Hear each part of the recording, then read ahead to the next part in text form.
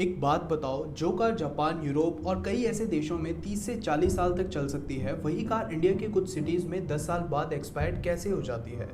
मैं ये नहीं कह रहा कि पॉल्यूशन प्रॉब्लम नहीं है, पॉल्यूशन रियल है। लेकिन सवाल ये है, अगर कोई कार फिटनेस टेस्ट पास कर रही हो, पॉल्यूशन टेस्ट पास कर रही हो, इंजन परफेक्टली फाइन हो, तो फिर उसे रोड से हटाना ज़रूरी क्यों है?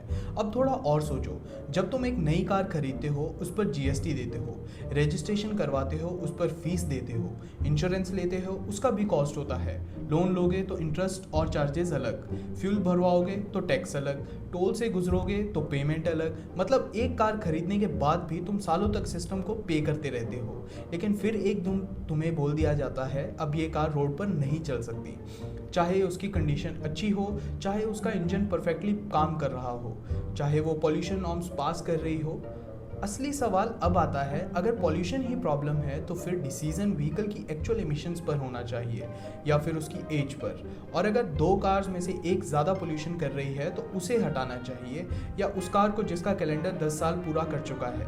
तो सवाल गवर्नमेंट से भी है, क्या व्हीकल की कंडीशन ज़्यादा इंपॉर्टेंट है या उसकी डेट ऑफ मैन्युफैक्चर? और अगर फिटनेस और पोल्यूशन टेस्ट का ही पर्पस व्हीकल को इवेल्युएट करना है तो फिर एज बेस्ड बैन की ज़रूरत क्यों पड़ती है?